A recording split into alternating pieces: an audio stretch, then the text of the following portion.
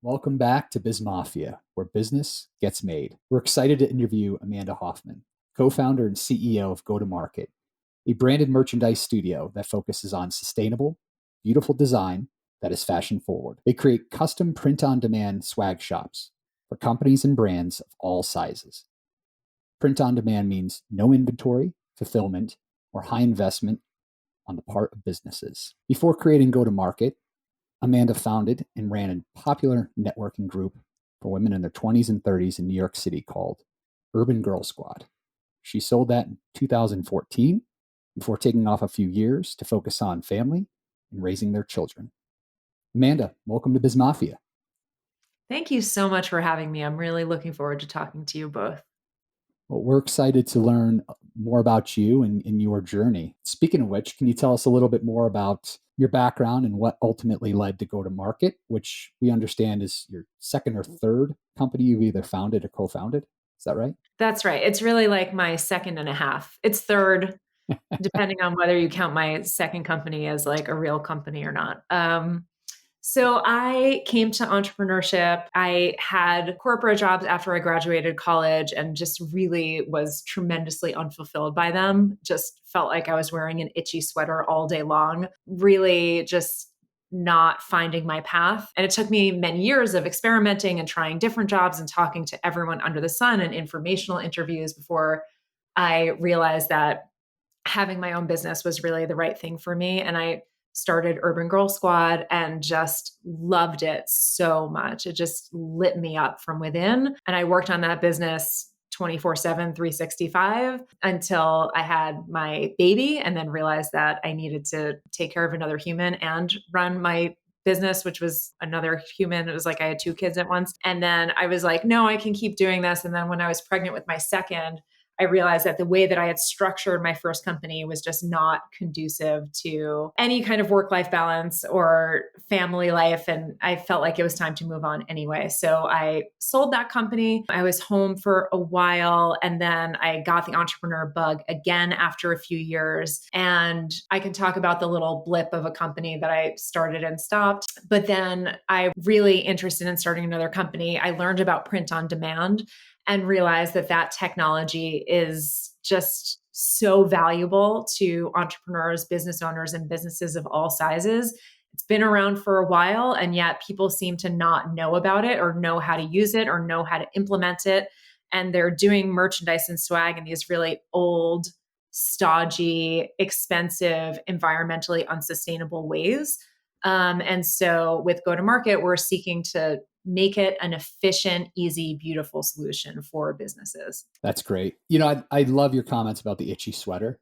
And I want to dive into that a little bit more. But prior to doing so, did you have any family that were entrepreneurs or anyone you looked up to that was an entrepreneur that eventually you got that itch to try it on your own? Yes, actually. My dad always hoped to start his own business. My brother has been operating independently for quite some time, one of my best friends from college, but it didn't ever seem like something I could do because they were doing it in this totally different way. They were doing it in the context of finance. And I'm like, well, I don't want to be in finance. And can I ever really do it and leave the security of a corporate job? But eventually it just got too uncomfortable to stay where I was. I just felt like I was early in my career and didn't see anyone in the companies where I worked who I wanted to be like.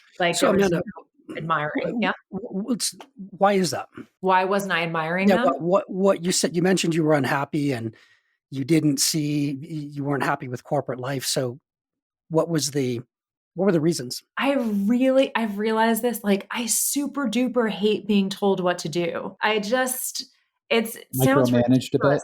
But the thing is, I was also really bored in my jobs. I liked the work, but I didn't have enough work to fill out my day. So, especially in entry level jobs, I was coming from rigorous undergrad work where I had done my thesis and I presented it and I won all these awards. And then you graduate and they're like, you can do anything. You're so powerful. You're so smart. And then you arrive at a job and they're like, I guess, are you smart enough to file?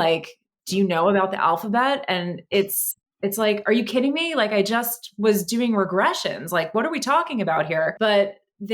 So I didn't have enough work and I was finding myself needing to look busy because I had to sit at my desk.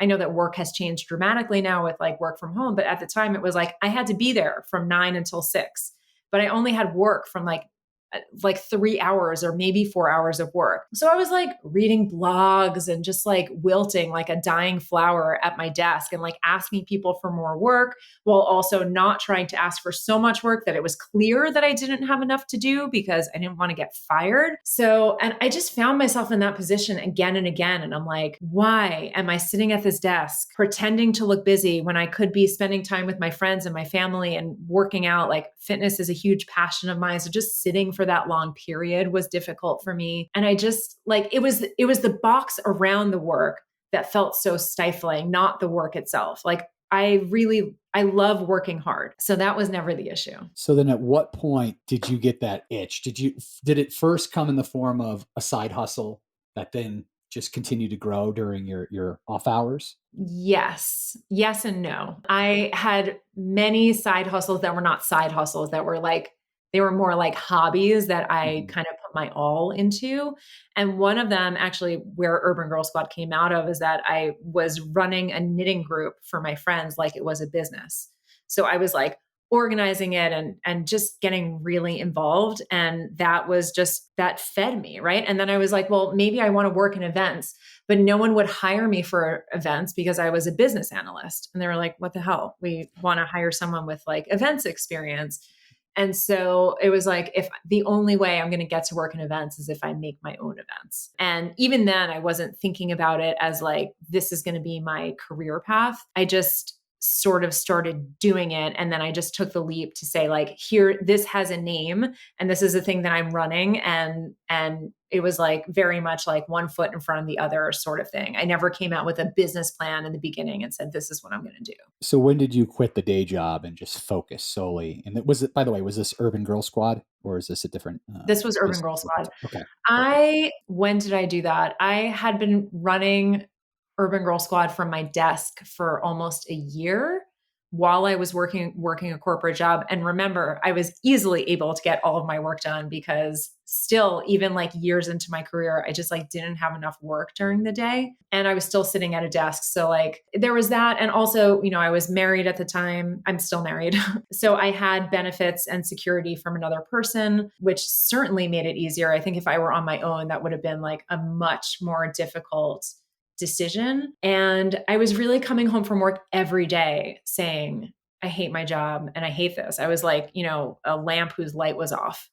And so it became clear that this was the path that I needed to take. And it was a risk for me and my husband to just be like, okay, we're leaving this like extremely steady paycheck. And I was working for Columbia University at the time. So it was like tremendous benefits, and just saying, okay, we're going to try this other thing. And luckily it worked out. But I mean, I worked around the clock to make sure that it did. I just literally like a fire was under me. And so was it just yourself or did you take on any additional employees? I guess when you Over time, initially yeah, I launched hired full a time? bunch of people, but Yeah. initially it was just me and whoever else would, volunteer to help me. So when you took some time off after you sold Urban Girl or Urban Urban Girl Squad, yeah. Urban Girl Squad. Yeah. Urban Girl Squad. So what is it about the merchandising business that you saw that you like? Take us through that. Sure. I realized looking back that I've always been really excited about branded merchandise and, finding mementos from things, right? Like I've never left a gift shop without buying something. You know how like a ride will just be like, and here's the gift shop. I'm always like, ooh, and like touching everything in there. If my name is on a keychain, like I own that keychain now. Luckily, my name is easy to find, or unluckily, I guess you could say. And it was really like, I love talking to entrepreneurs. Like when I was running my first business, I took meetings all the time with other entrepreneurs, either like I was being mentored or I was mentoring others. And that like collaboration and brainstorming and, kind of like what we're doing now, being with other people in this space really lit me up. And I loved that. So when I learned about print on demand, I realized that I could create an audience out of other entrepreneurs and, people in smaller companies and be like, and help them, like really help them do better in their business and take something that's a pain point and turn it into a joy point, right? Like merchandise and swag is fun, but it's not fun when you have like minimums and poor quality and it's expensive and it's annoying and it's time consuming and like your boss is making you design something, but you're not a designer. Like there's a lot of parts of it that suck for people. And so we're turning it into this like fun, easy experience. That's awesome. So one of the things that I noticed in some, I think it was another interview that you did, but you mentioned the low cost keychain, right? And I'm one of those suckers, right? My wife's always like, you don't need another keychain from or license plate with your name on it from Breckenridge or whatever it is. I got a chuckle out of that. And you don't, right? Yeah. So, and Brian and I, as an example, this show, BizMafia, we've talked about swag and the right leave behinds. And I've seen some clients that they give you leave behinds that are awesome. And other ones I'm sure like promptly get deposited in the trash. What's the psychology about that? So that you don't give somebody something that backfires on you and that's really going to help drive your business. Let's get in your mindset on that. Sure. Well, it's interesting that you call it a leave behind. And that's actually not something I've heard in many years, but it encapsulates it perfectly because it is trash. It is something that you leave behind. And whenever I come across people all the time who are like, I have X budget and I'm going to be in front of, X hundred people, or they want something to drop into like a big gift bag. And I really advise people against that. And it's because the merchandise that you're printing should be relationship building, right? Like it should be a reflection of your brand and it should move forward the relationship between you and the person who's getting it. And a pencil, a keychain, a stress ball, and I'm going to put a tote bag in there are not relationship building. They're just not, especially if it's just a logo. Like it just doesn't say anything. It doesn't mean anything. So one thing that I'm on a soapbox all the time about is that your merchandise should reflect your message. It should reflect your brand. It's not just a logo. Unless you're Peloton or Nike, your logo is not going to cut it, right? Like I'm wearing a sweatshirt right now that says merch mentor, right? So like anyone who sees me in this, it's like this is a message that has personality, it has energy, it says something about me, even if you just see a still of this interview, right? If this just was a sweatshirt that said go to market, maybe it would look cool, but like it wouldn't mean anything, right? And if I were to give somebody something that said go to market on it, they might like appreciate it, but ultimately it's a piece of trash, right? Because it's not communicating my value.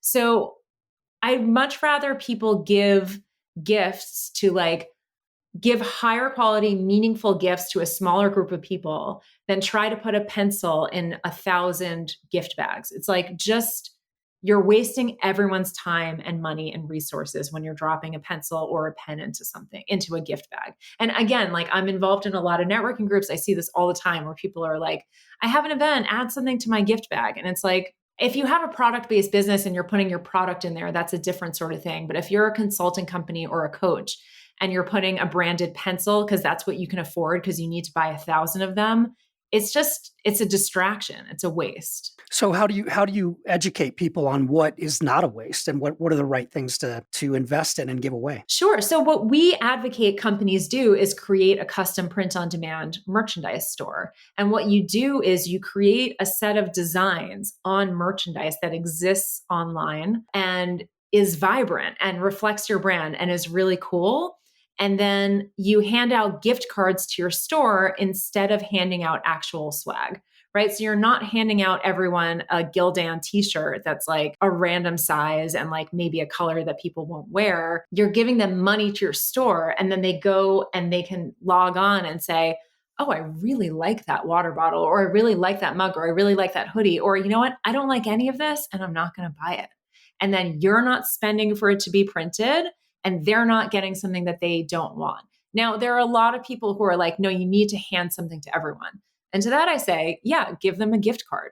And then you might say, well, I can't afford to give everybody $20. And it's like, yeah, not everyone's going to go on your site, but the people who are and who are going to take the time to buy something, quote unquote, buy it, it's free, but like put in their shipping information and then receive it and get it. You're extending the lifetime of your touch points with them, right? Because they're going on your site first of all, you're getting their contact information. You're creating like it's lead generation in the best way. Like they're walking into your store and saying, I'm interested in what this is. Yeah, I was just going to say, there's a lot there. And that's interesting to me is you went into a business that's traditionally transactional, and you were very thoughtful about this transactional stuff doesn't necessarily work. I want to be more thoughtful about improving people's brand and reach, because customer service and relationship building really is at the forefront of many organizations who are trying to get the leads in, right? There's this evolution of sales that's occurred. And what you've done, and what I find really interesting, is you went from going to this transactional business and saying, no, I need to be more thoughtful about it. When were you inspired to do this? I mean, was it day one, you knew exactly what you were set to do? Or was it by like, month 6 where you said, you know what, I'm seeing something here. I'm going to investigate this and maybe pursue it in a different manner? It's a little bit of a hybrid. So I was drawn to start this business because of print on demand. And when I was running Urban Girl Squad, I remember I had events, 3 times a week. We were doing 150 events a year. And I had a staff who were running the events. And I one time bought everyone t-shirts. And it was a freaking nightmare, right? Like I just managing the sizes and the distribution. And then if a new staff person come on, how do I get them to them? And, I live in New York City. I don't have a garage that I can like put these in. So it was like under my bed and like in my bathroom and just wherever. And I wanted to print more stuff, but I was always running up against like minimums and distribution, and it just never worked out. So I didn't do it.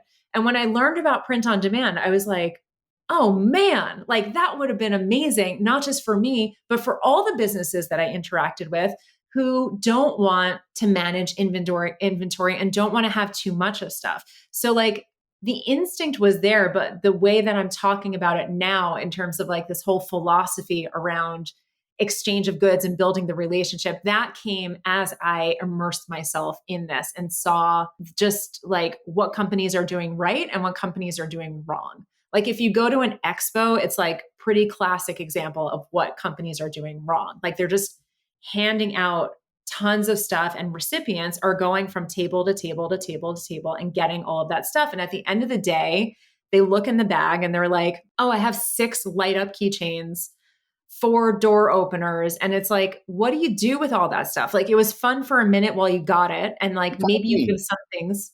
What'd you say? Like Halloween, Yeah. just going Except around. Halloween is more fun because you can like snatch that candy and like do anything with it. This, you're like faced with a pile of things that you feel bad about throwing away. And you like, I've seen people be like, ooh, this is for my mom and this is for my aunt and this is for my kid. And it's like, okay, but like, it's not really doing what it was intended to do, right? Like if I take a light up pen and I give it to my son is not going to be like, man, when I grow up, I want to use this insurance company. It's like, that's not it. So let's be smarter. So you co-founded this company, right? Yes. Yeah. So it means you have a partner. Tell us about your partner. I love my business partner.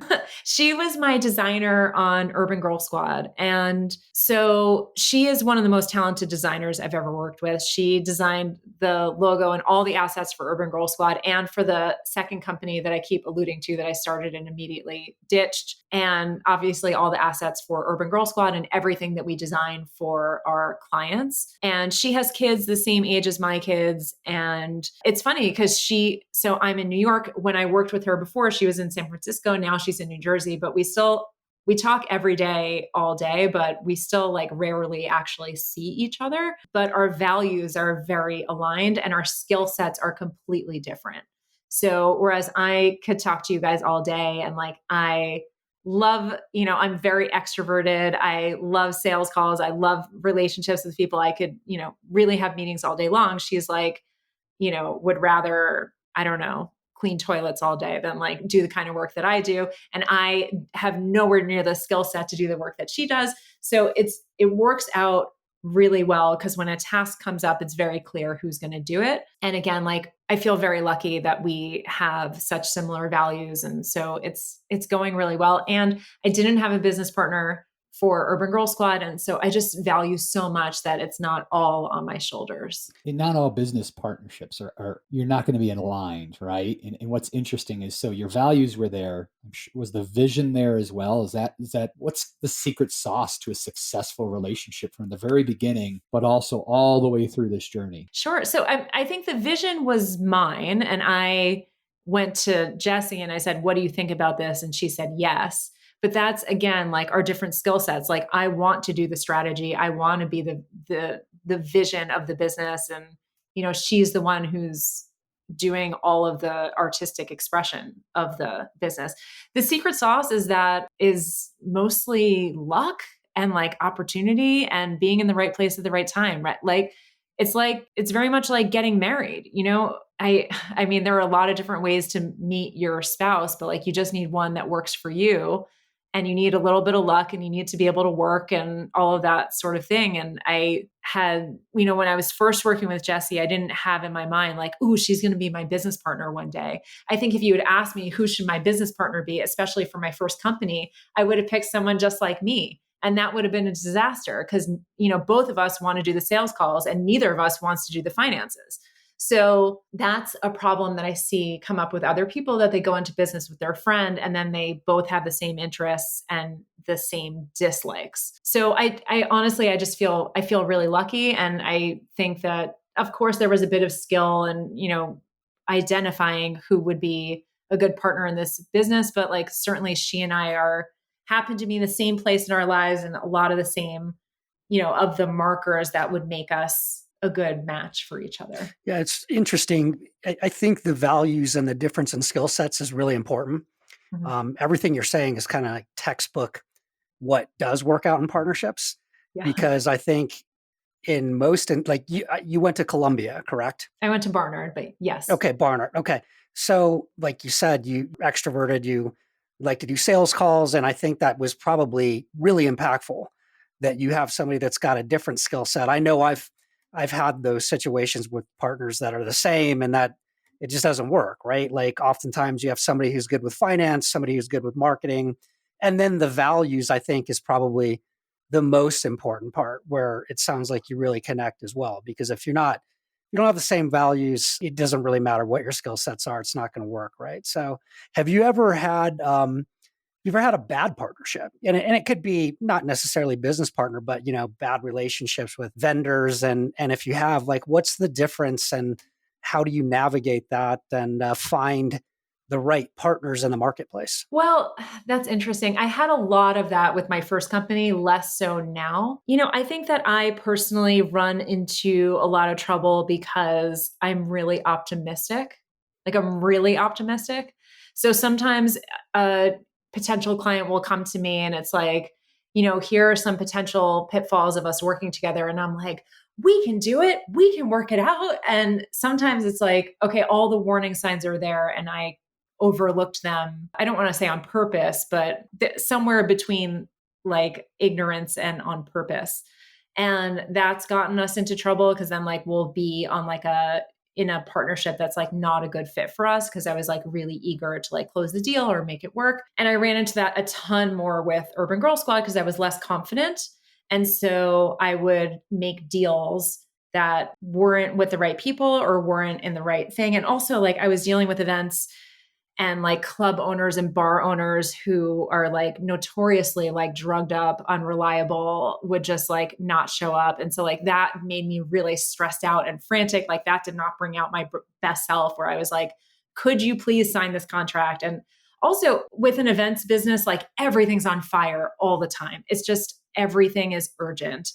And which is another reason it is not a family compatible business, right? It's just like everything's time sensitive. Everything needs to happen now. There's a very clear deadline and like the event is going to happen or not happen because of it. So like that stress also led me to make some bad decisions with regard to partners and people I worked with and sometimes people I hired. And I would find myself in these situations where I'm like, oh man, like, how did I get here?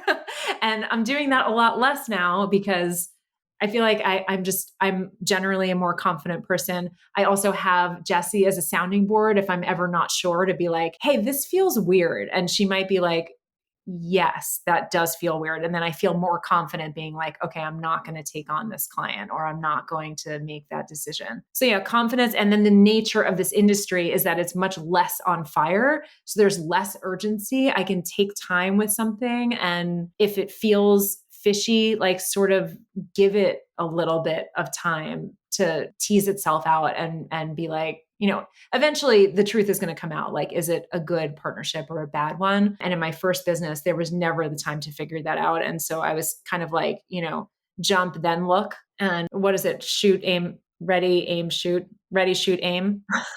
We get the point. Yeah, it's something around there. So with this experience behind you and kind of the ups and downs, what now is your perspective on risk taking when you analyze what's a good risk, what's not worth taking? What's your process with that? So yeah, I don't take a lot of risks with either any of my businesses, and actually that's why I didn't start the second one. And I'll just talk about it. I feel like it's like this big secret. I'm not saying what it was. I developed a children's toy that I was really excited about, and I took a sewing class. Like I learned how to sew, and I developed these prototypes, and then I hired a professional person to sew the prototype, and I looked into fabrics and all of these things. And then I reached this point where I realized to take the next step, I'd have to start manufacturing in China. I'd have to start manufacturing at scale. I'd have to put in many thousands of dollars. And Urban Girl Squad and Go to Market have been bootstrapped. They've always been profitable, and like profitable from the start, even if it's just like buy a few $100s, buy a few $1,000s. So I'm always taking very small steps. It's like, okay, that worked. Now I can do this next baby step. That worked. Now I can do the next baby step. That worked. And it's like very much increasing bit by bit. And part of that is just I think a lot of that is just my personality. And the other piece of that is what I'm looking to get out of this, right? Like I love being an entrepreneur. I'm not here for an exit and like a huge chop. Like I love doing this work. I want to continue doing this work. I want to make as much money as I can doing this work. But ultimately I want to do the work, and Jesse wants to do the work. So we want to build the strongest reputation that we can. We want to have solid relationships. One of the things that made me feel so good when I was starting this company is that I reached out to some of my contacts from Urban Girl Squad, and it had been like 7-8 years. And I was like, oh man, I'm like starting all over. And when I reached out, like all of those relationships were still strong. And it's because I went in this way where it was like one step, then the other, no huge jumps. That makes a lot of sense. It sounds like you're fulfilled too, right? We talked about that earlier. You were in these corporate jobs and it just depleted your energy. And so you're fulfilled, you're enjoying what you do. So why get off the ride? You made a point earlier, and I think it's something that I've personally seen in my career. I know others have seen it in their careers, especially when you're starting out, you're trying to make everything work.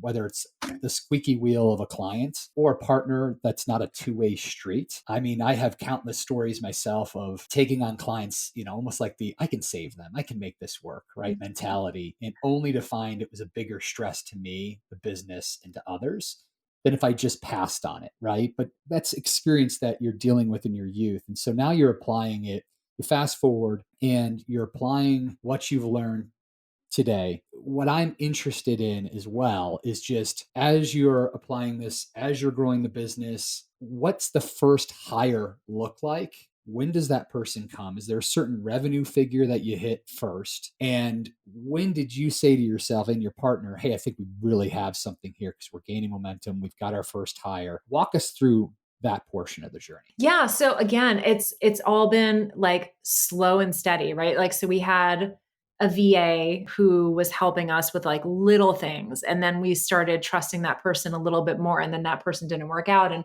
now we're on our third VA. And this VA, I can imagine being a higher, like a more serious, we keep giving her more and more and more and more work. And so I think that is going to be a bridge in this, like we're in this growth stage where we need to figure out like, okay, what tasks do we want to hold on to? And this is something I talk to Jesse about a lot, especially since I'm the one doing business strategy and development and hiring. It's like, what is your dream setup? Like, what if you could do only like 3 tasks, what would those tasks be? And can we take everything else and hand it off to someone else? So that's sort of where we are now. I've been doing that more and more. So our VA took on a lot of our social media, which is freeing up a lot of my time and energy. So like I'm still recording things, but like I just went on vacation in July and I was away for 10 days and I recorded all these reels ahead of time. And, I usually take the time to like edit and research and like put the text on them. And these things take hours, and I would do it myself, and then I'd write a caption. Then I would send all that to her and then she would post it. And this time I was like, here's the raw video. Good luck. And she did it. And it's one of these things of like, oh my God, like I am not the only person who can do that. And I'm really in that phase of, we've started inviting her on all of our client meetings, and I'm taking notes during the client meeting. And just yesterday I was like, oh, she should take notes during the client meeting. Okay. So then I talked to her after that and I was like, you're going to start taking notes. And then I was like, she could make the prep document. And it's like, so I'm again in this, I like to take slow, steady steps, like no huge changes, so that I can feel comfortable and confident and not like I'm going to betray our clients or like start delivering a bad service. So like my dream would be to have like a number of staff people so that I can be doing the top level sales and can be doing like thought leadership and can still be leading the company. Jessie, I think, always will want to do the design, but she spends a lot of time on design changes, right? So like we go back and forth and they're like, can I see it in blue? Actually, can I see it in pink? You know what? Can we go back to blue? And it's like, okay, there's a world in which she does the initial design and there's an assistant who's like doing all of the other stuff. And then, multiply that many times over to the scaling. So, I don't have it figured out, but that's my intention for this year. That's interesting because there's something there, right, Pat? And we talked about this before, is where I don't want to call it a new way of doing business, but there's 1,000 ways to slice it as far as how you're hiring employees, right? And by employees, I mean, they could be virtual assistants, contractors, partners. So is your dream and your focus saying, look, I don't necessarily need to have a number of W-2s, but I can have this assorted group of, VAs, assistants, and everything else to scale the business. And then again, find where you're wasting more of your time and you should be focused on the sales and bigger vision. Talk to me a little bit more about how you envision that team and how it's going to look and evolve throughout the years as you scale and as you continue to scale. Yeah. So the answer is I don't have a clear vision now, but I will tell you that I'm not aiming to have the kind of team that would be so big that it would be stressful to run. And like, again, and this goes back to like, you said before that it's like, I'm fulfilled. And it's like, yeah, I'm fulfilled. And I think Jessie is fulfilled too. And that is because we're living the exact work-life balance that we want. And that means that I'm working really hard while my kids are in school and while my kids are in camp. And then when they're home, I can actually be with them. Like I can look at them and I can put my phone down and like, yeah, I might have to run and take a call here and there, but I'm not like, I don't have busy mind. Like I'm able to actually focus and be with them. And I don't want to be, I think all the time of like the parable of like the business. I'm sure you guys have heard the story of like the lady running the taco stand on the beach in Hawaii. And then like, it's really delicious. There's a line all over the place. And this businessman comes up to her and says, well, why don't you get a second stand? And she was like, why? And he says, because then you can like expand to other islands.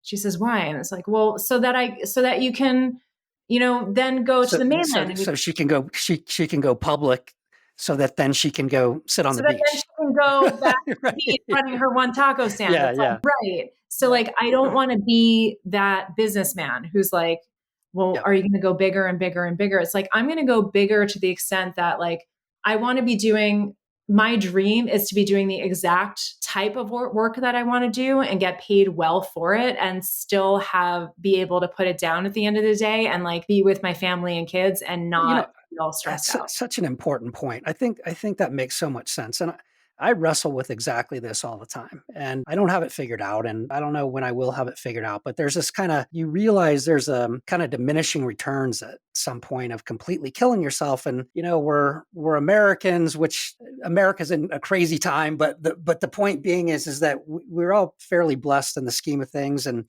it's like, I remember a mentor once telling me like, at what point does the steak, you can only eat a steak that's so big, right? So I think what you're saying just really, I hope, resonates with a lot of people, that entrepreneurship doesn't have to be this next thing to build to go public, but it's really just finding, working for yourself and what you're passionate about, and being able to raise your kids, have a family life.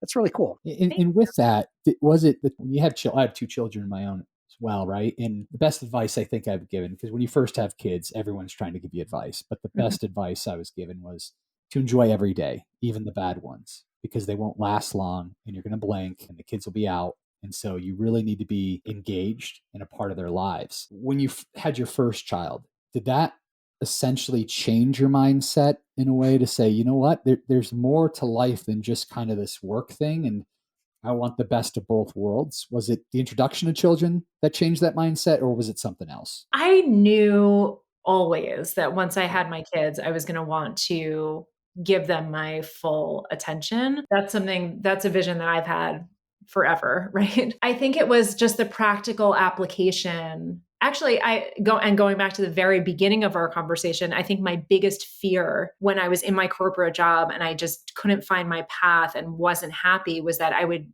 not find my path before I had kids. And then I knew that I would never choose a job that I hated over being with my kids if I could afford it. Right. Like and then it was like, I didn't think I would ever find my way back. So it was always important for me to find something that I was passionate about. But I think what I tried to do in the 2-year span between when my daughter was born and when my son was born, when I sold the company, was maybe there's room for both. So like every moment that she was sleeping, I was working like a maniac. And then when she was awake, I was with her, but I was also like, nervously checking my phone. So when I designed this business, I designed it in a way that it wouldn't be like that, right? Like, so the work, like going into it, the work-life balance was really important. And again, that's where it comes with values, right? Like Jesse and I have kids the same age. It's almost the end of August. And I had to say, I just checked with her. It's like, okay, when are your kids going back to school? When are my kids going back to school?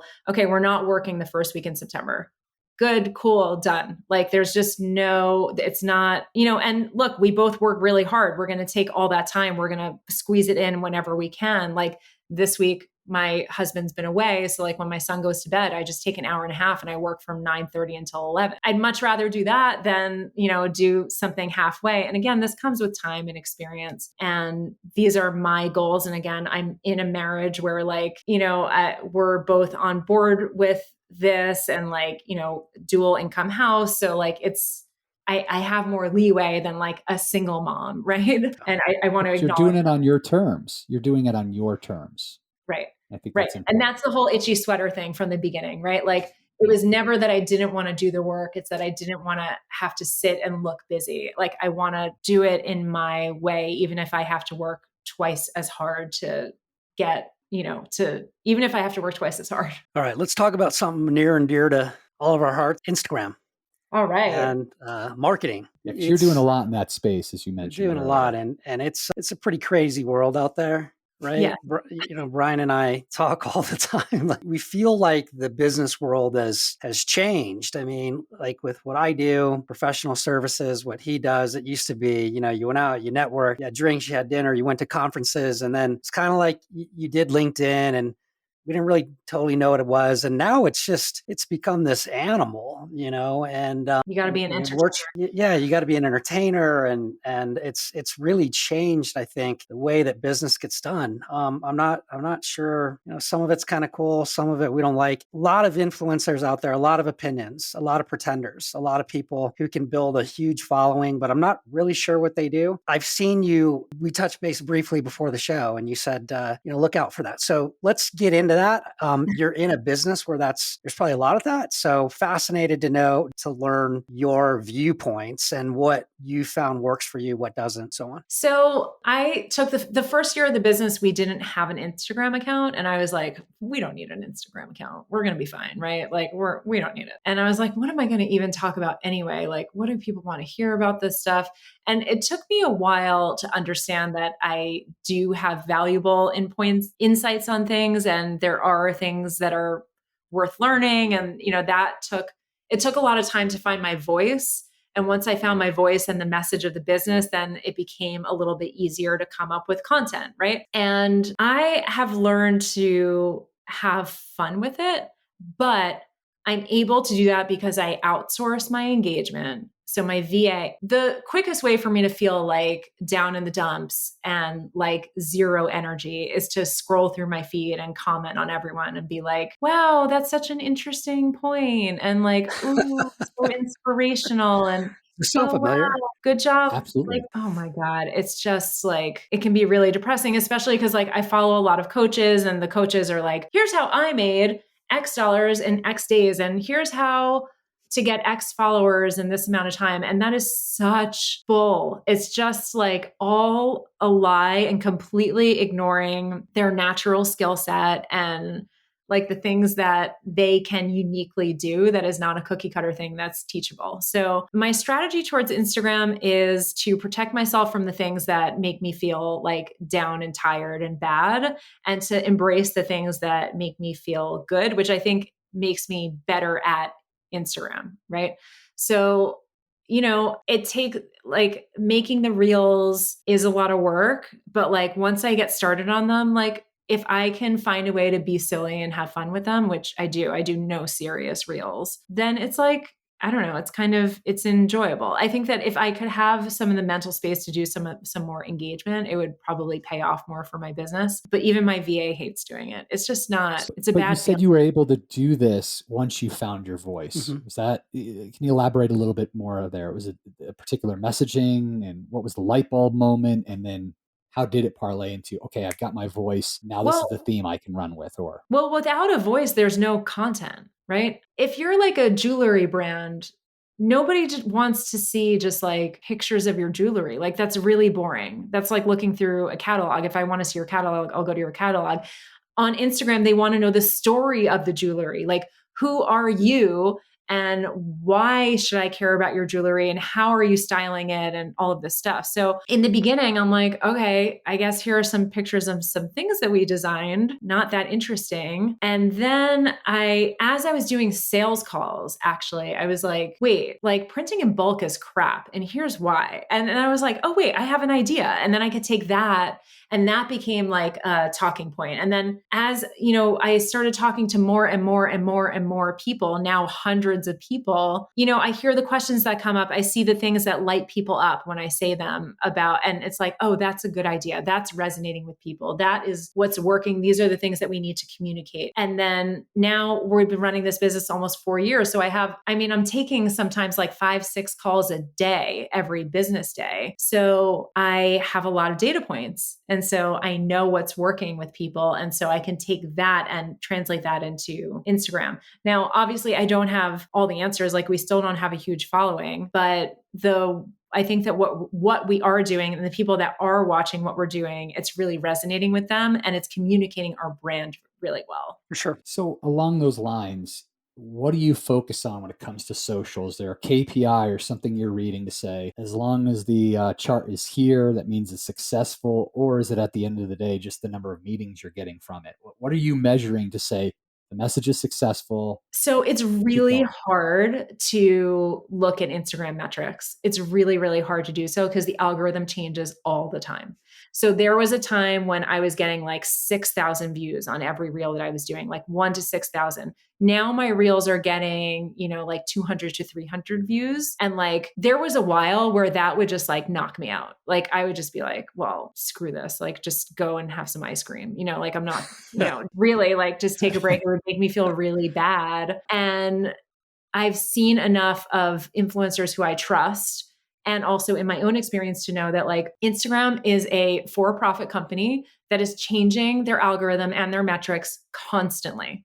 And so the only thing you can do is not the only thing you can do. I'm sure there are experts who really do have their finger on the pulse of these things. And it's like, jump on threads right away and like, make sure your text is here and not there or whatever. But like, Basically would have to be you basically would have to do that. That would have to be your job, right? I mean, exactly, but it is I some think people's job, right? it, 100%, Those people 100%. as Yeah. consultants. Right. So for me, I look at like, is it a good reel? Like I know I'm on Instagram enough like for fun that I know what a good reel looks like. And I know if I've done well with it. And it's not necessarily reflected in likes and comments. And like this summer, we've had less engagement. And it's like, guess what? It's summer. People are outside. And you know what? Good for them.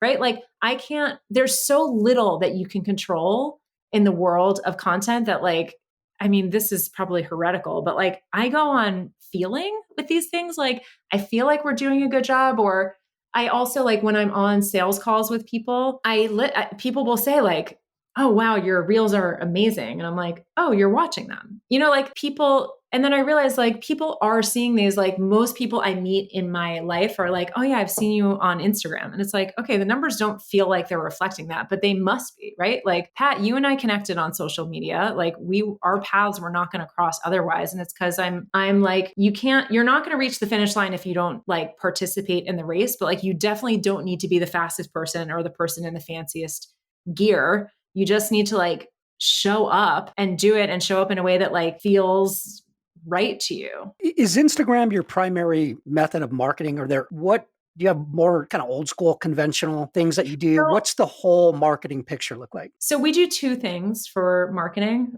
which is, as I say it, I'm like, oh God, only two, but we do them really well.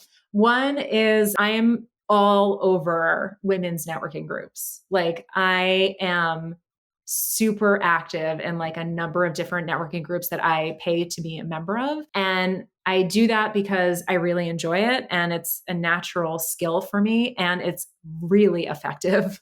So like a lot of our business comes in through those networking groups. Either people I've gotten to know are recommending me to other people or the people who I get to know are hiring us directly. And then the other piece, which I think reinforces the first piece and vice versa, is social media. So we're really active on Instagram, we're really active on LinkedIn.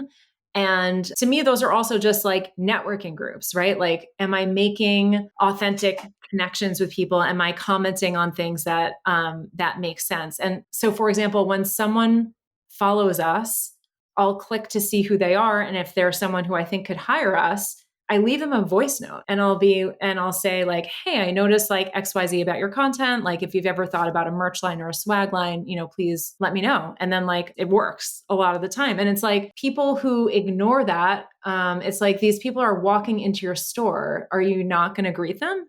Are you going to try to, and like these automatic responses? I mean, look, if we get to the point where we have like hundreds of thousands of followers, I probably can't do that, but I would try, or I would have a team of people who are trying to do that. And it's like any time that you can prove that you're not a robot, like any automatic reply, I'm like, get out of here with this. I just hate it. People don't want That goes that. back to the relationship building aspect you brought up earlier. That's really interesting. So, in any industry, there's going to be competition. What are you doing that you feel sets you apart from your competition? I mean, I can guess. I mean, from our conversation, I can kind of point out a few, but what do you envision is your true differentiation? So I haven't met a competitor that's doing exactly what we do. There are a million people who are doing merchandise and there are a million people who are doing print on demand, but no one's doing exactly what we're doing, which is doing all of the design and setup of a print on demand store with people who are really trying to understand your business. So I think that people are drawn to our design,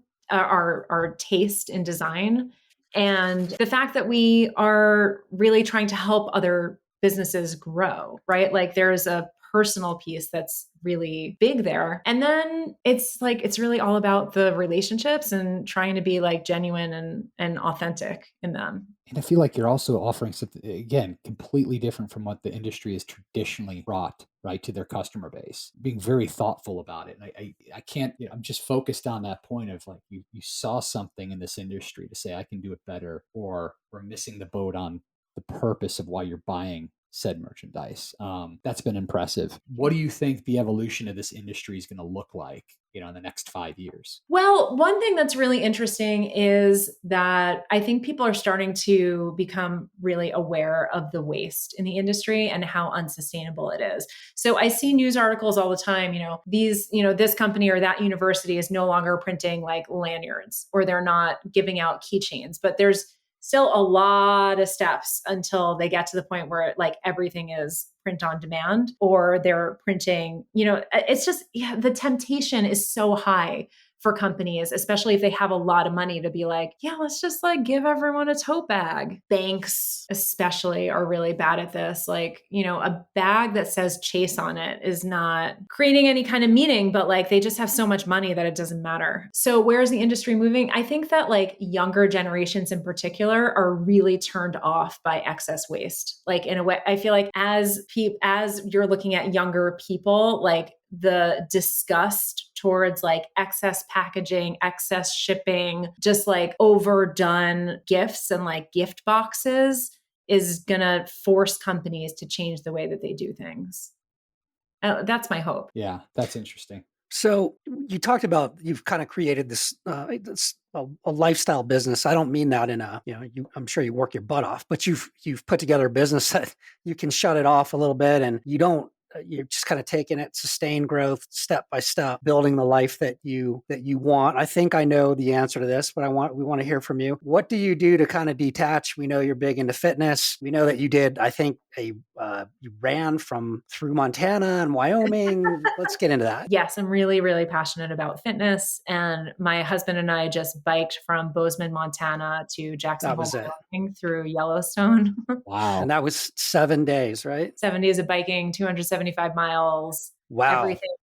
Everything we had with us was on the bikes. We did stay in hotels though. Okay. My husband likes to say that I'll bike as far as possible. I'll bike all day long, but I'll never camp. And that is true. Like I draw the line at like, I need a real bed to sleep in at night, but I'll work all day. But yeah, I just love it. I love swimming, running, biking, yoga, just all of that. It just brings me a lot of peace and joy. And I really do love being with my kids. I'm sure that a lot of people are rolling their eyes right now, but, how old are your kids? They're 9 and 11. 9 and 11. Okay. And I don't know, I've done a lot of work on myself to like, sort of be able to clear my mind and focus and be present. And I'm enjoying the rewards of it, to be honest. And I feel like I'm in a really good place right now. And, for people who are listening, like I was not always in a good place. Like it's been a long road. And I've learned to like, when it's good, enjoy it, like really enjoy it. Don't apologize. Just live it as big as you can. Cause like, there's always going to be ups and downs. And I feel like Brian could use a life coach right now. And I'm feeling this life coach sort of, if you decide to move on from go to market. You emanate that. So you want to bike through Montana, Brian? I love it. Yeah. Well, listen, this has been really, really awesome. Really appreciate your willingness to be a mafiosa and come on the show. And so one of the things that we want to do, we'll cut this up, but we're hoping when we kind of go live that with each guest at the end, I'm going to say BizMafia is what, and we want you to go where, like, however you want to do it, where business gets made. Okay. It's going to be kind of part of our marketing on our reels and stuff. So I kind of want to, we'll back up a second and then maybe close out on that. Is that cool? You want me to say where business gets made, or you want me to say something? Yeah. Okay. So, we're going to say BizMafia is what, and you go where business gets made. Yeah. Exactly. So before we do, I'll end maybe on one last question. There you go. A lot of folks who listen to the show, we talked about offline, many shows out there, rainbows and sunshine, right? And we appreciate your transparency, talking through the climb, what hasn't worked, what's worked. For anyone listening, what's the one, could be more than one, but what's the one piece of advice you would give them if they're just starting out in their careers? So when I was running my first company, I had a lot of people come to me and say, how do I build? What is the secret to getting to where you are now? Because by then I had a big list. I was running all of these events, and people would look at me and say like, wow, how did you do it? And it's, they're looking for a secret. They're looking for an answer. And I think a lot of people on Instagram and LinkedIn will also claim that they have the answers. Here's how you get the followers. Here's how you get the money. But there really is only one answer, and that is hustle. You got to hustle. You got to work hard. There's no other cheat. If there were, we'd all know it, right? Like everyone has these ideas and advice, but really it's just hard work. You have to be willing to work really hard, really consistently, show up every day and work when it's not going well. So I would say my advice is there's no secret. It's just hard work. Perfect advice. So Amanda, this has been awesome. I'm We'll so be glad. we'll be screaming and cheering for you, and Thank you. you'll be our consultant as we try to figure out what's the right and the wrong swag, as we hopefully Oh, take please. this I would show be so happy to do that to for the you next guys. level. So as we kind of sign off here, what's BizMafia? Where business I gets screwed that made. up. I screwed that up. Right, Let's it's where cut business that. gets made. Robert. We're gonna try this again. So I'm just gonna say BizMafia is what, and you're gonna say where business gets made. Okay. So Amanda, BizMafia is what? Where business gets made. There you That's go. right. Thanks Thanks, so Amanda. much.